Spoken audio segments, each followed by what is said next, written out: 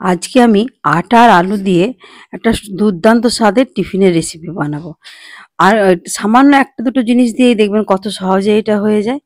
বাড়িতে বাচ্চারা তো খুবই ভালোবাসবে, বড়রাও কিন্তু কম ভালোবাসবে না। বাড়িতে এটা একবার বানিয়ে দেখতে পারেন। খুব সহজে হয়ে যাওয়ার জন্য কিন্তু বাড়িতে আপনাকে বারবার এটা বানাতেও হতে পারে। সেরকম মানসিক প্রস্তুতি নিয়েই কিন্তু এটা বানাবেন। আপনারা ১ম এই দেখতে পাচ্ছেন যে জিনিসগুলো কতটা লোভনীয় দেখতে হয়েছে, খেতেও কিন্তু অপূর্ব স্বাদ হয়েছে।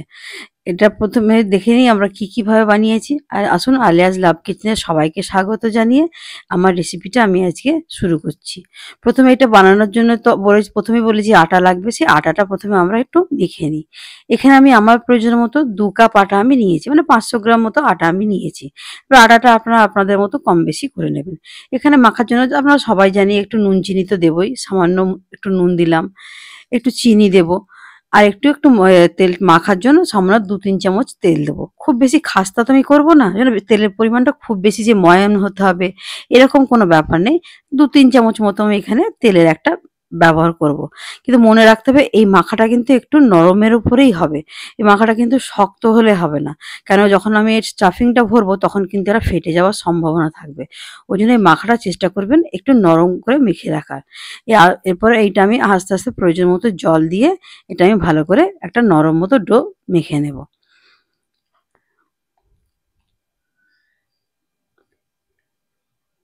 দেখুন আটা তো মাখতে একটা টাইম লাগে, সেটা একটু তো আপনাদের দেখাতেই হবে। সেইজন্য আপনাদের একটু সময় নিয়ে আমি আটা মাখাটা একটু দেখিয়ে দিলাম। তো খুব বেশি সময় আপনাদের নেব না। মোটামুটি এরকম একটা দেখিয়ে দিচ্ছি যে দেখুন এরকম একটা কিন্তু এরকম থাকবে না। যখন ০.৫ ঘন্টা রেস্টের পর রাখবো, আরেকবার যখন মেখে নেব তখন জিনিসটা একটু সফট হয়ে যাবে। দেখুন এরকম করে আমি এখন ০.৫ ঘন্টা ঢাকা দিয়ে রেখে দেব।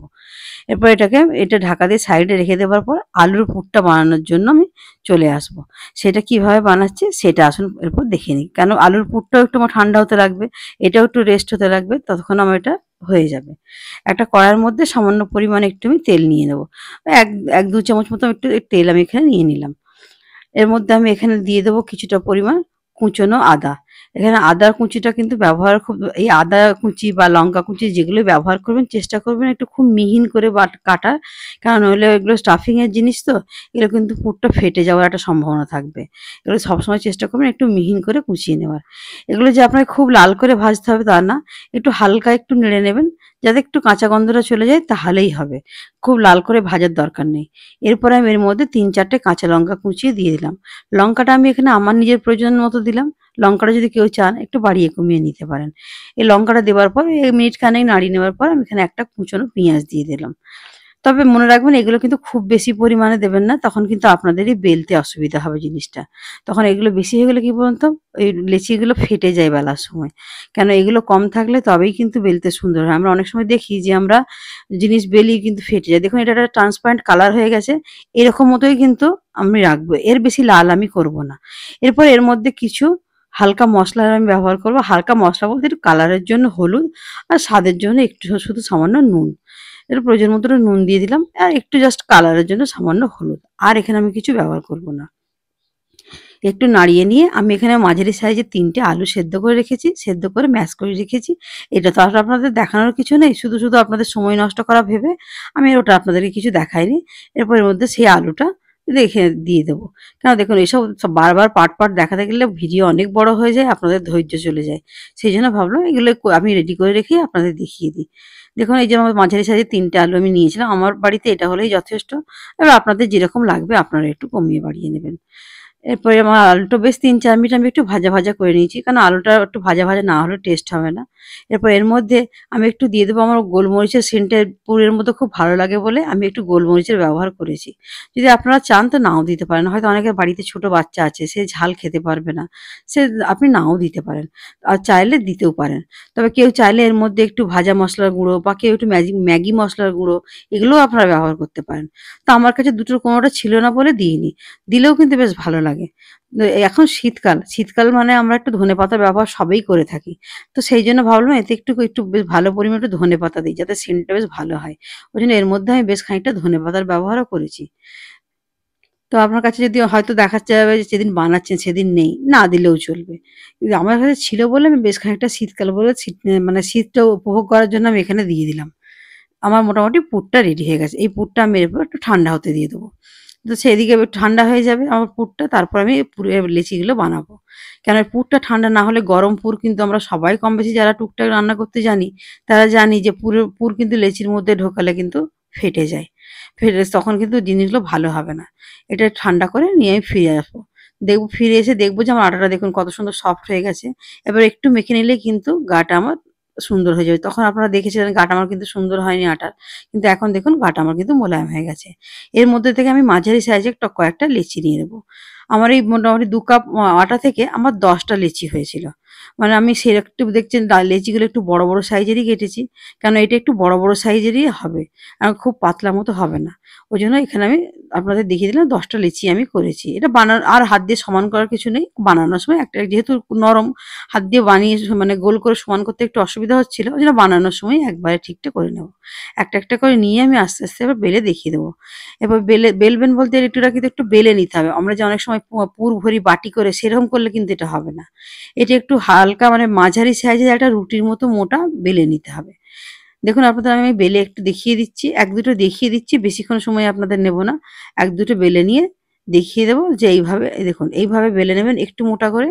দিয়ে এর মধ্যে মাঝখানে পুরটা দিয়ে এর চারপাশে আলুটার মাঝখানটা দিয়ে চারপাশটা ভালো করে মুড়ে নেবেন। আপনাদেরকে মোড়াটাও আমি দেখিয়ে দেবো। সেইভাবে আপনারা করে নেবেন। দিয়ে দেখবেন যে করে নিলেই আপনাদের এই জিনিসটা হয়ে যাবে। আর এটা কি সঙ্গে, সঙ্গে মুড়ে নিয়ে সঙ্গে, সঙ্গেই আপনারা বেলতে পারবেন। কোনো অসুবিধা হবে না। দেখুন মাঝখানে আমি খানিকটা পুর দিয়ে দিলাম। তো এইভাবে ধরে জিনিসটা মুড়ে নেবেন। তাহলে কোনো রকম ভাবেই কিন্তু জিনিসটা ফাটবে না। আমরা কম বেশি এখন অনেকেই মোমো মুড়তে শিখে গেছি। কিছুটা অনেকটাই মোমো টাইপের মুড়বেন। দেখবেন জিনিসটা কাজটা অনেকটা সহজ হয়ে যাবে।